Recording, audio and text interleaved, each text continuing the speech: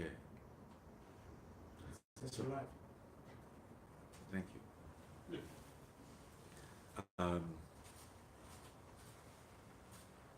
So before we talk about the other sound of the sound of one hand, um, how about the sound of our names? I'm David. I'm David. Lisa. Glenn. Jeffrey. Gail. Jonathan. Jess. Sandra. Ramona. Georgia. Okay. I believe this is Apple 6SE joining us in the middle here. Always interesting to see how the names go, which way they go. And I could say that the way that the names go around the room, whichever way they go, as I'm listening to it, is the sound of one hand. I could say everything is the sound of one hand, and then you might wonder, well, that's cool, so I can say that too, and I guess I know what this koan is about. Maybe you do. The interesting part is when you start comparing notes with people and seeing if you understand about what the sound of one hand really is about, and how the sound of the traffic is the sound of one hand, and being able to explain that to the youngest person I had a conversation with in the context of like a teacher-student one-on-one in a little room conversation was a 5-year-old. And it was one of the more profound interactions that I've had in that context, I have to say. And when I think about koans and my own relationship with them, I think about her. Her name is C. And I think about how I would explain it to her. And if I can't explain it in a way that I think that C would understand it, then I feel like I'm not quite intimate with it enough, and I know that I need to hang out with it some more. It's good to know. As that interchange with C that evening involved her asking me questions about why there was a candle on the altar, why we burned incense, why everything. And I found myself, to my surprise and delight, able to respond in a way that she understood. And I learned something from that interchange. So I guess that would be just something about the way I notice koan practice working for me. To be able to explain like what I understand intuitively, but to articulate it too. Because I learned something more about it and experienced it more deeply for the articulation of it. Which is, in a way, this evening, this koan, which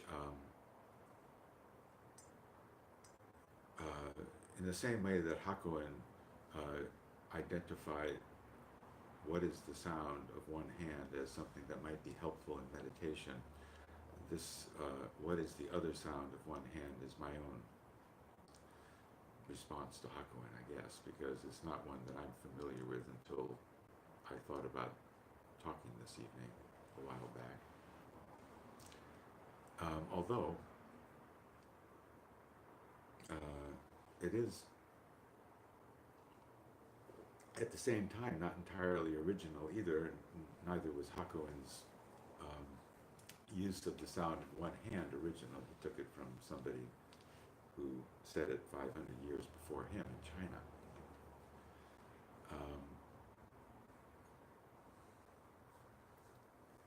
And I feel that kindred spirit with Hakuin and actually that person 500 years before Hakuin in China, in that they were both involved in a revival of a tradition, a practice, this koan meditation practice that had fallen into becoming something that was an intellectual pursuit, kind of like a parlor game for the literati, and not really something that the ordinary people had access to, and not something that the people who had access to had interest in the ordinary people having access to it. Hakuin was different. The teacher in China named Shui To was also different that way. We are different that way, in that we're talking about koans in the context of our life always. It's like, well, what did this bring up for you? People have shared amazing things in here about what came up for them as they sat with the koan. I remember one evening when someone said, yeah, it brought up that time when I was left at the altar. And he talked about it. And then that's real stuff, and how somehow hanging out with the koan helped him digest that more than he had, say.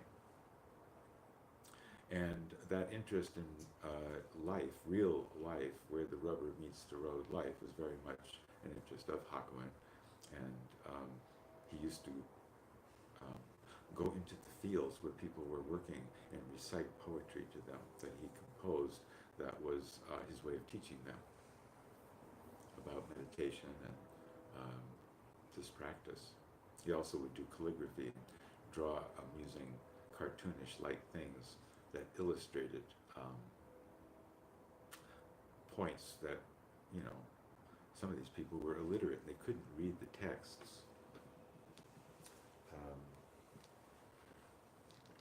One of the drawings that he did, he was a gifted calligrapher and also artist, and he did a drawing of a monkey, long-armed monkey, hanging by one long arm from a branch of a tree above water, reaching down with that other long arm at its own reflection in the water, or was it a reflection of the moon, one or the other, reaching for something that wasn't really there. And how well sound familiar?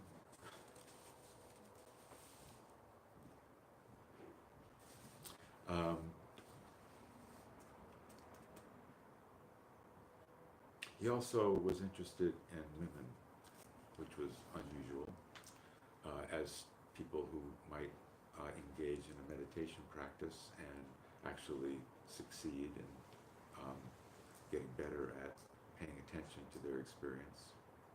And there was one story about a woman who had an experience while she was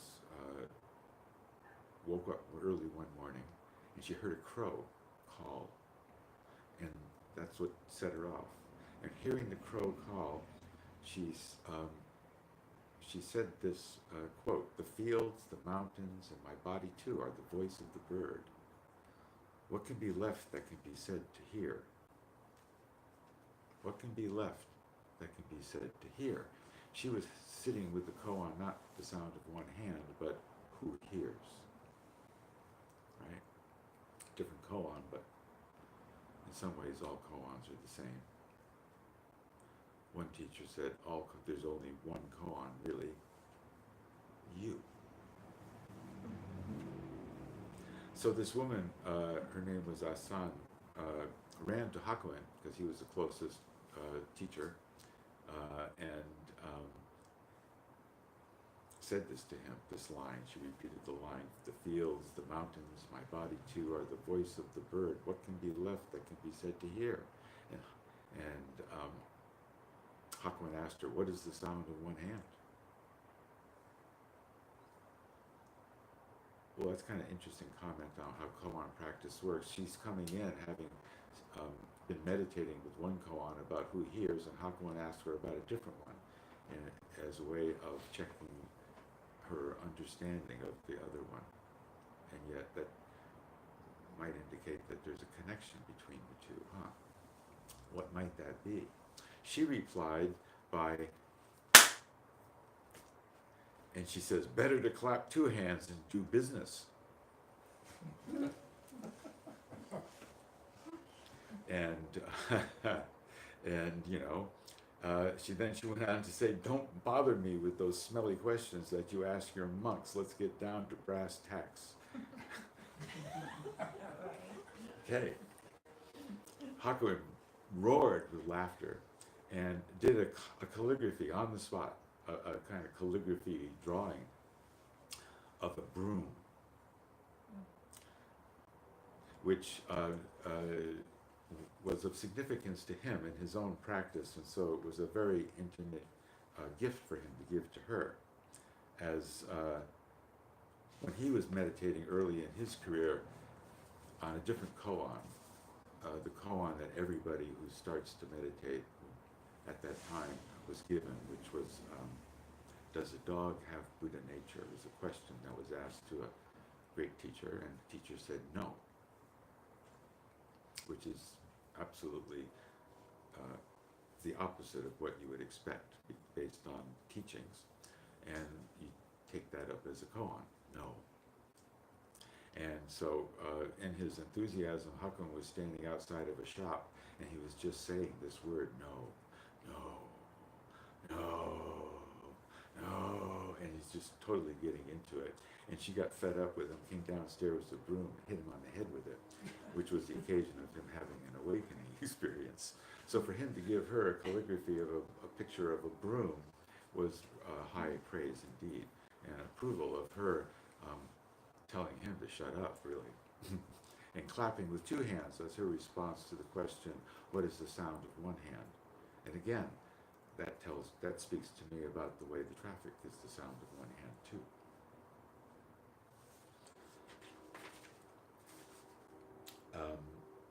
So, it was a couple of weeks ago that I brought the sound of one hand here, and it hasn't left me alone. And when it came time to figure out what I was going to talk about again, it felt like, well, I want to just keep talking about it, but at the same time, I didn't want to just like repeat myself or something.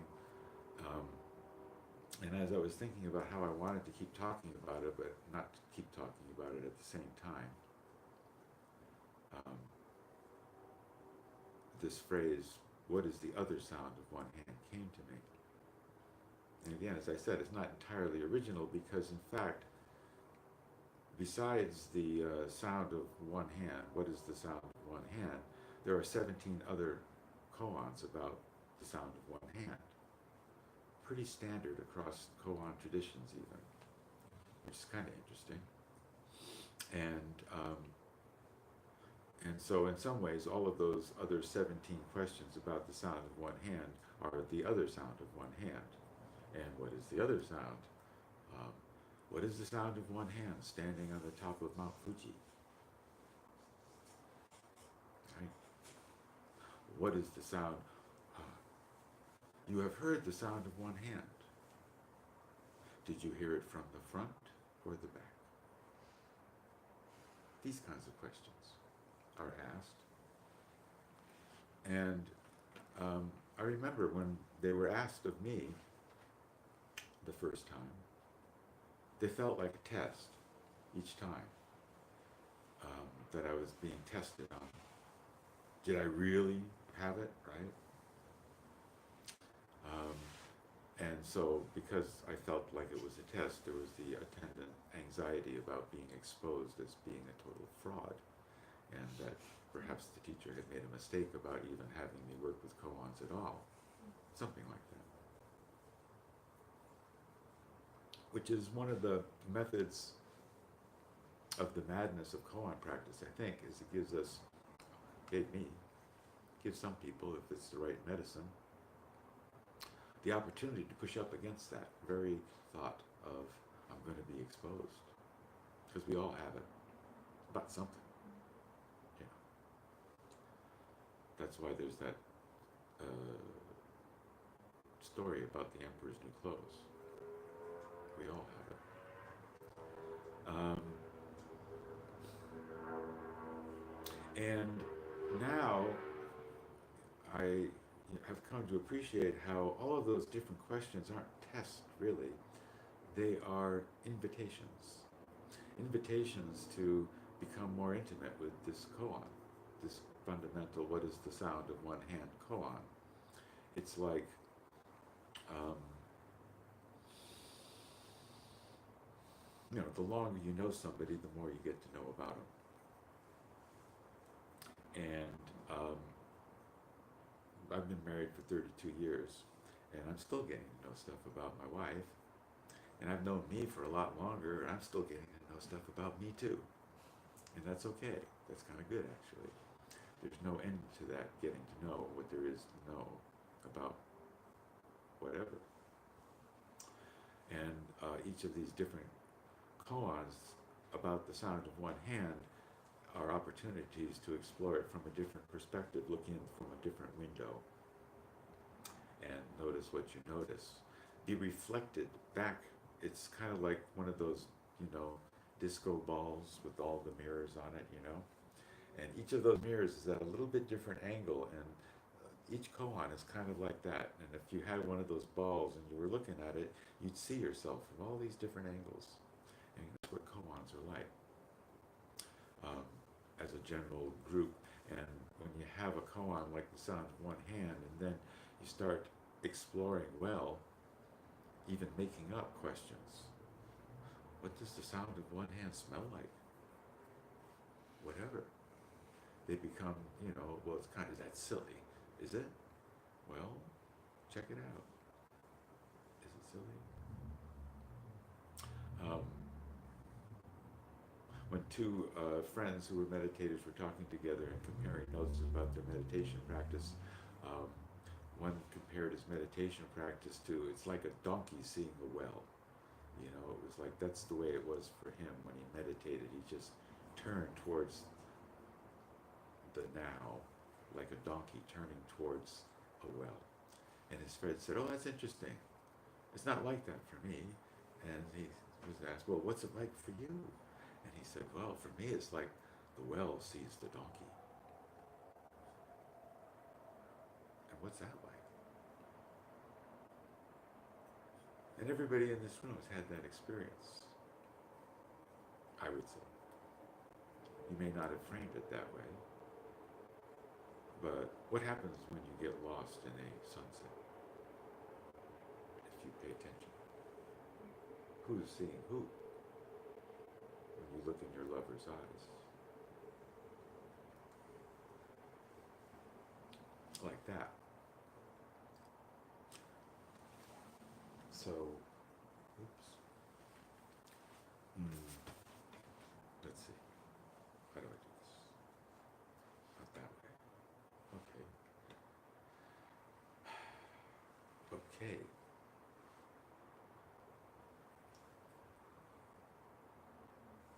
So, you make a presentation to the teacher about what your understanding of the sound of one hand is, and they go, "Yeah, okay." And maybe you talk about, "Well, what's that like in your life? What would be an example of that in your life?" And the teacher says, "Yeah, that sounds right. Yeah, good start. Let's move on to another koan." And you go, "Okay, you made some ground, feeling it, got some, you don't know there's 18 of these. I didn't, just to give you a sense of what it's like." And you're going, "Okay, next one. Next one is, you've heard the sound of one hand. Prove it." Right? I've just been approved. My teacher said, "Yes, that's true." And now the same teacher who just told me that I understand is asking me to prove it. And, well, what's that like? An opportunity to push up against that. Then they up the ante. Okay. Next one. Okay, so finally you get through that trauma of having to prove it, right?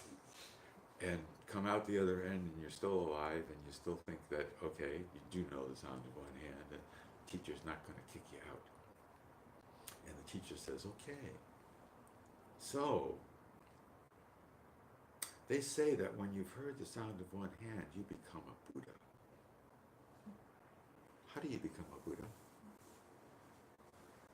And my mind goes, well, it must be about the sound of one hand. I'll do that again.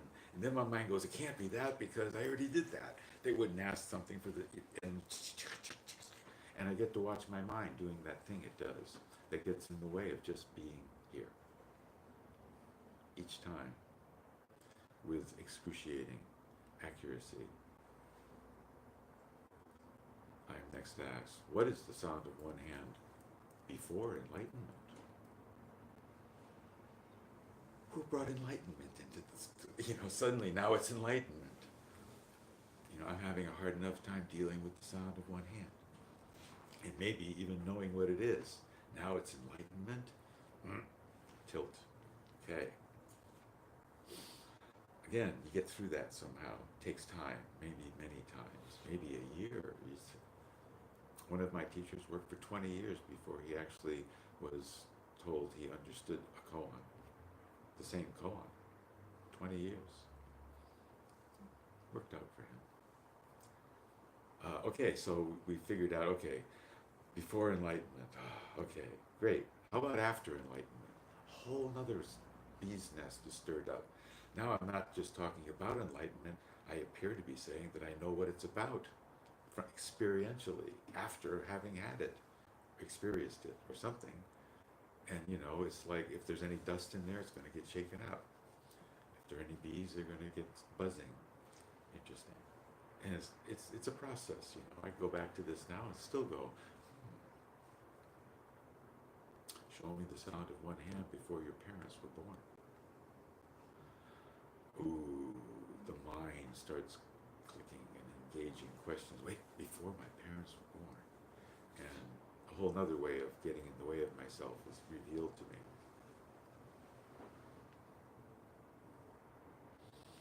Let's see, what other good ones can I show? Oh, I told you about it, When you hear the sound of one hand, was it from the front or the back?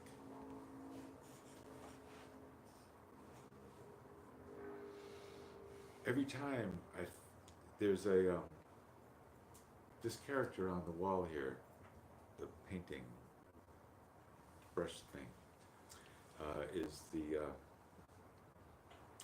person given the credit of bringing what is now called Zen from India to China.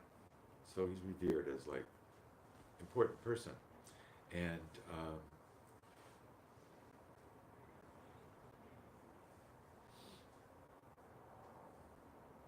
right. That's got something to do with hearing the sound of one hand from the front or the back, right? But I can't quite find that thread right now.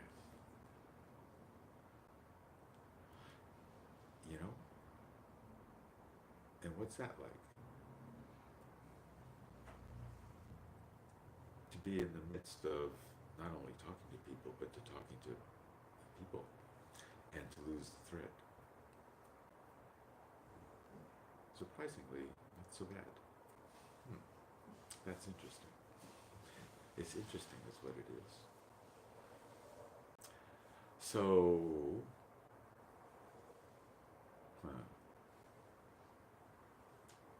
sound of one hand on top of Mount Fuji, I also told you about. So, all of these different ways that we get to explore it. One of the ways that came to me also on top of what is the other sound of the sound of one hand would be, well, what is the sound of one hand if I'm not attached to name or form? And that came to me because of, just a minute, I have props.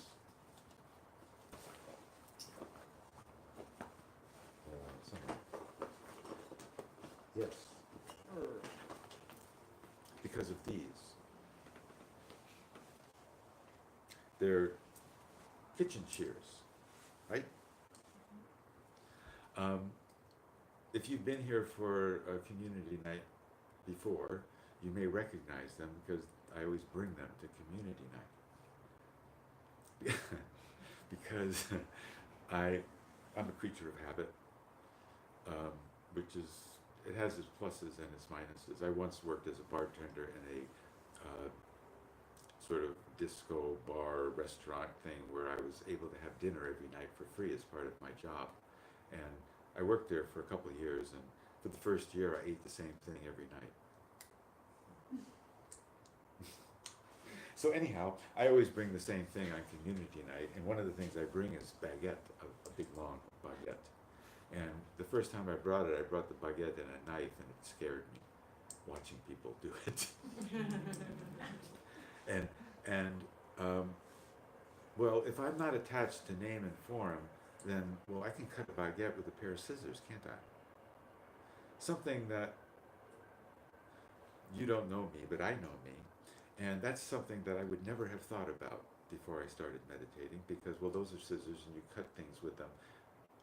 And yes, you could cut bread, but that's bread, and bread doesn't get cut with scissors. It gets cut with a knife. That's the problem. It's not about the scissors, it's about the bread. And my idea is about bread and how bread gets cut with knives, not scissors. And yet, if I'm not attached to how bread gets cut, well, this works much better. And people have said so, right? Well, imagine what the possibilities are if you're not attached to name and form in other ways in your life. What if not being attached to being caught in a traffic jam, meaning what I think it means, and being open to it meaning something else? What about having that possibility being there, not being attached to name and form? What if the sound, not being attached to name and form when it's brought to bear on what is the sound of one hand, well, could reveal responses like what it smells like, or I chose a picture of a chip to go out with the email for this evening, and I like chimps, and we use this thing called MailChimps. I'm always trying to use a picture of a chimp when I'm sending it back and forth to Corey Hitchcock, who does the email thing. And what I liked about this chimp was not only was he holding up his hand, he was holding up his foot. And chimps' feet look kind of like hands. And it's like, it got confusing as to what I was looking at. Hand, foot, hand. And what, like, what if the sound of one hand when I'm not attached to name or form was, right? What if there was an equally surprising response to some other sort of confusing, difficult question in my life also? So that's kind of where I've been with the koan, and it is conversation. So, and I think of it as, comparing field notes. That's where I went. Where'd you go? Maybe you went someplace completely different, far out. Tell me about it. Tell everybody about it. Might be interesting to hear about it.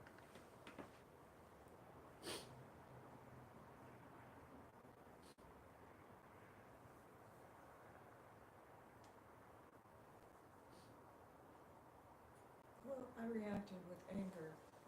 Anger. Yeah, because I mean, it's just a reaction of just having an aversion to the koan, and that I would be one of those people that would have to read that book that was written about it. The one that had the answers. Mm-hmm. Because it brings up frustration for me, and so I would need support, and so I would take, so I'm taking it personally, like, I don't like this koan, I want another one, or I need. Oh, how many times I've said that. Yeah, and how many times I've been told, well, then this is just the koan for you. And it is, because, well, that's interesting, isn't it? Yeah. That it brings that up in you. And because that's not a particularly pleasant experience, is it? Not at all. That's why I want to, escape. I actually take it personally, like, don't mess with me. The koan is messing Yeah, with you. yeah. Yeah, right. Wanting to, but and it's actually a really a good model for me to see that, because there's so much one hand clapping out there on the planet. Yeah. Well, what a Others- great opportunity to see how your mind does what it does Mhm. when confronted with something it doesn't know what to do with. So frustrating. In frustration Yeah. and anger, and you want to blame the thing out there. I do. Yeah, that doesn't make sense. And I want to get rid of the thing out there. Or if it's in here, I want to get rid of the thing in here. It's the same strategy. I want to get rid of whatever it is. And that's, yeah, I noticed that. I noticed it doesn't work so well. Which is, I can only notice it doesn't work well when I'm given the opportunity to be plunged into it, like hating a koan. And I don't like that one. Give me a different one. Right? But at the same time, what's so great, it's like that woman who told Hakuin what she told him, Let's get down to business. let's get down to brass tacks. Don't bother me with those smelly questions you ask your monks, I like that. right? And okay, well, and he loved that because that was her authentically, 100%. And she wasn't defending, and she wasn't pushing away, and she wasn't grabbing on. She was just boom. She was right, and he knew it. That's the great thing about Hakuin. Also, I like is that this koan, this sound of one hand, was a koan he used with everybody. Only for the last 10 years of his life. He taught for 30 years before that using the dog koan about no. And he said that, it was a mistake. The other one, just didn't get very good results. Not many people really got the experience of really being present from that one. And this other one worked better. And so he changed. He says, whoops, I'm going to use this one. And how important it is that it's not about not making mistakes. It's exactly about making mistakes and learning from them.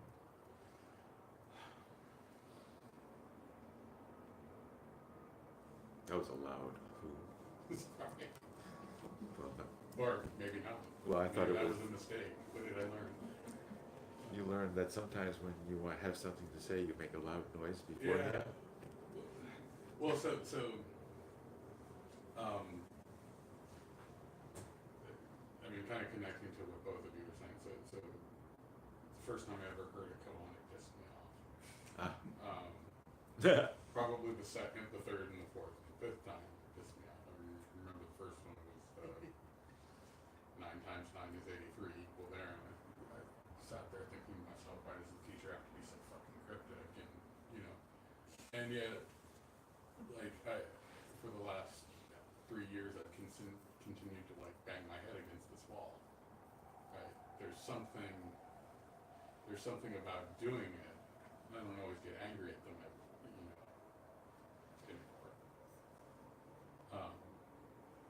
There's something about doing it that I think somehow, on some level, I knew was good for me. Maybe it's that thing about bumping up against. And I think the sigh was actually, like, every time I feel caught by a new question, or like, what does that look like? My favorite. Yeah, it's like that fear of making a mistake and freezing. And I just, when you said that, I went, maybe there's more freedom there than I thought or felt in the past. Mistakes are more okay than. Yeah. What if mistakes are okay?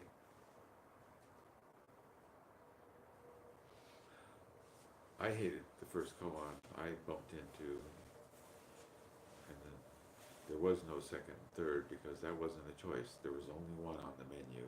You didn't get to go beyond that one. And so I got to the point of saying, I'm not going to do koans with you. To my teacher, who was a koan teacher. And I didn't know about, you know, that story about that woman, but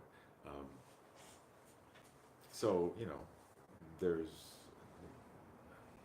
I think there's something about, yeah, often when I meet somebody who I have a strong reaction against, I've come to appreciate how it's something about me, and when I do, I find that I enjoy them, actually, once I get past me. So there's that. And that fear of being wrong and making a mistake is kind of like a death. And so each time it's the opportunity to notice that fear of dying. You know, what is that fear? What is fear, period? Whatever kind. But you know, in the case of making a mistake, you know, the image of me knowing everything is going to die. Because I think I know everything, don't I? And to be exposed as not knowing everything or whatever, being wrong. Yeah. And it just limits our freedom.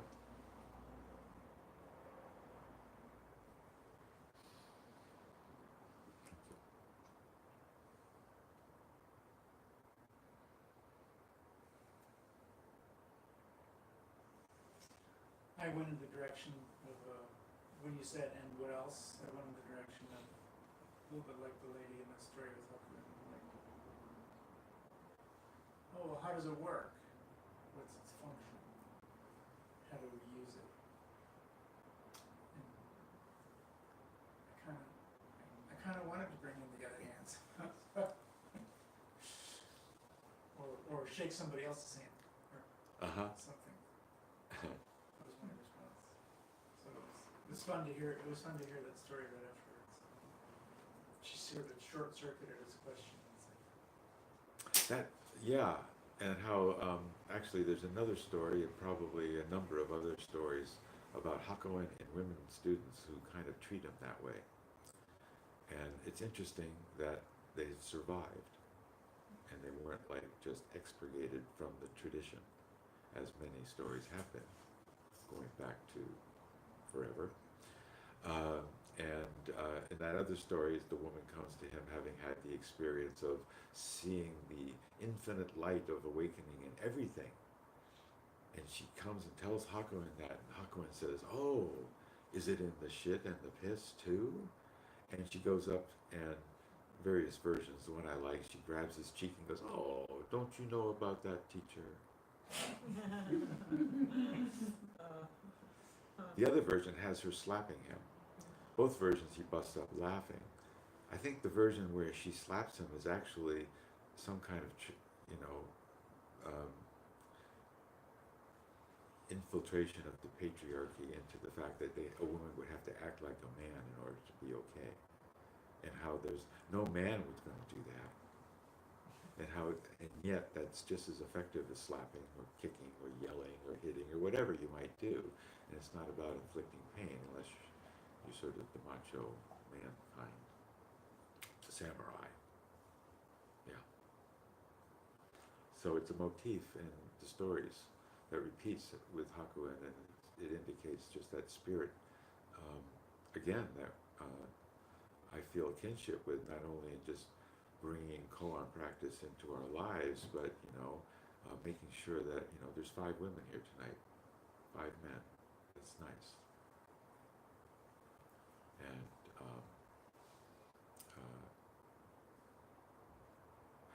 as Hakuin said himself, he thought that that women had an advantage over men in spiritual practice, because when they realized what something they were doing was getting in the way, they learned from that and benefited from the learning and the knowledge. Men, with their what was it he called it? um, basically their fake intelligence try to convince people that they know otherwise, and it doesn't work, and they just get stuck because of their pride. And that was Hakuin talking about what he noticed as a teacher. So, not a popular opinion at the time. So, there you go. The other sound of one hand.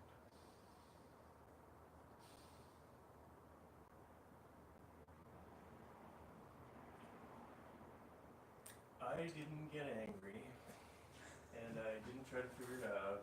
I just gave up.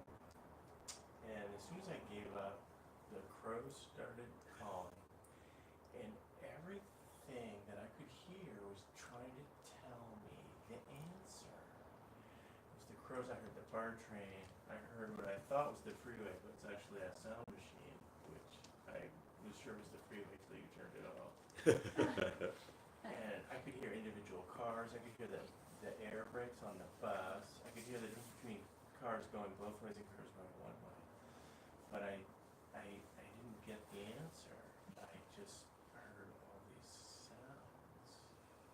And then my face started to itch, and I scratched it, and it made a noise.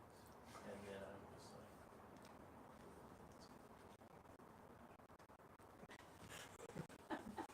Gave up again. well, no, I still did.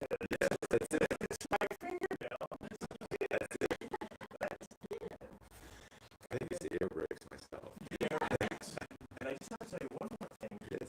really quickly is I noticed that you always bring scissors because you always bring bread and you bring cheese. And so when I knew it was community, I thought, well, I'll bring olives. This was last night, I'll bring olives. So there was eat olives. Well, you eat toothpicks. So I got some toothpicks, I wrapped them up in wax paper, a little rubber band around its brain. Then I thought I'd go to the market and get some olives. Well, I was too late. I couldn't get olives, so I brought almonds. It's, So I had to let go of one. see, what you do is everybody gets 2 toothpicks and they use that.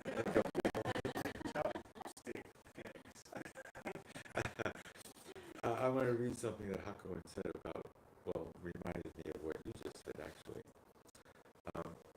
He said the name of the embodiment of compassion in the Buddhist tradition in Sanskrit is Avalokiteshvara. And the meaning of that name is the one who listens to the sounds of the world. That sound is the sound of one hand. When you have heard that sound, you will see the whole world from the point of view of the embodiment of compassion. So you scratch your face.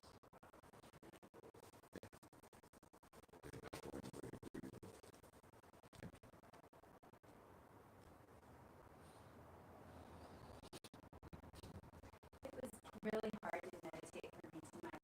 I came in very irritated, anxious, and so it was hard for me to settle down. But so the koan was, I had to focus on the 2 hands clapping. That's really the only way I could do it, because to me that represents connection, and the one hand, just for me tonight, represented alone, being alone. Yeah. And so I just went with the 2 hands. Right. Well, isn't that great? Because you don't want to feel alone. That's good to notice too.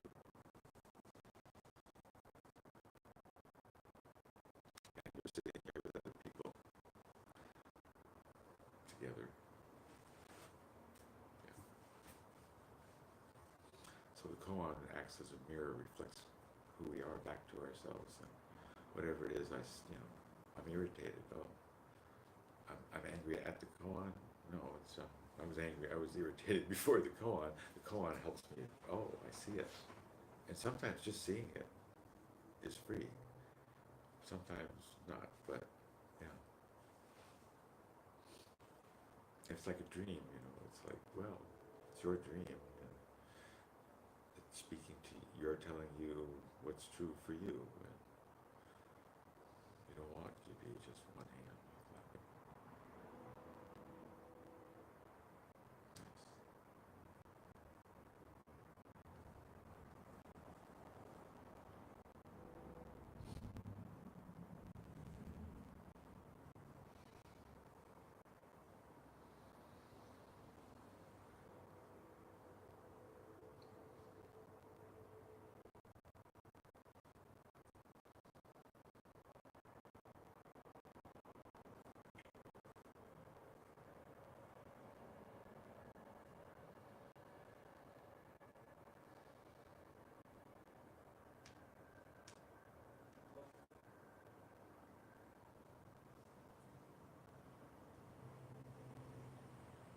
love sitting here like this, waiting to see if somebody else is going to say something.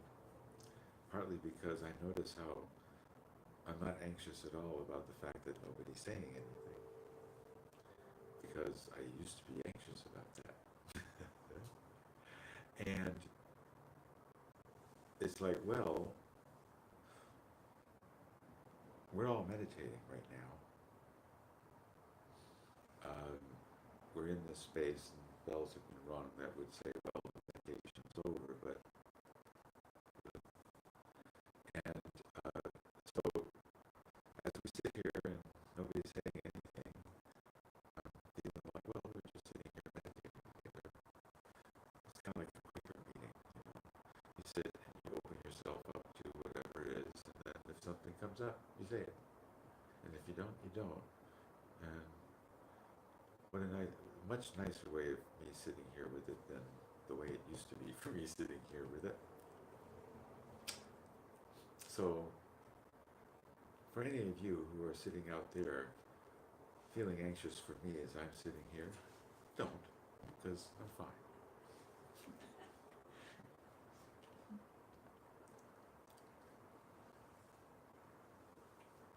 And I don't know, maybe we're done.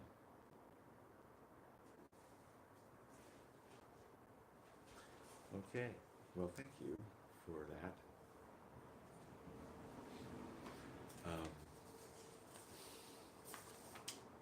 I have a poem by Hakuin, and thinking announcements. I'm going to be back here on Sunday,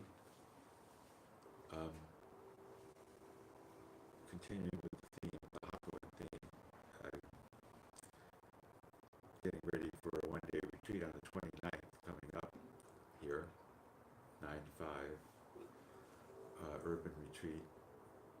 If you've never done a retreat and think you never could, well, this is the retreat to do.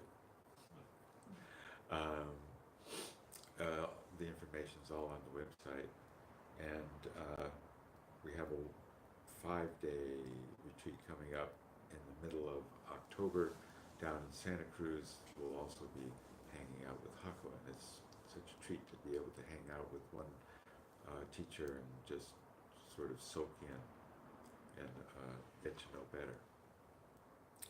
All that information is also on the website for the where, the when, and signing up if you'd like to. If you'd like to get emails from us, just fill out a postcard there by the donation box. Did I say donation box? And you'll start getting emails telling you what's going on here, Santa Rosa, and other places. So, this is the poem that Hakuin composed to accompany his drawing of the long-armed monkey, reaching down from the branch, reaching for that reflection of themselves or the moon. The monkey is reaching for the moon in the water. Until death overtakes him, he'll never give up. If he let go of the branch and disappear into the deep pool, the whole world would shine with dazzling pureness. Let go. So thank you, and join us if you can for whatever there is to share by way of food and drink, almonds for sure, and bread and cheese for sure. And thank you again.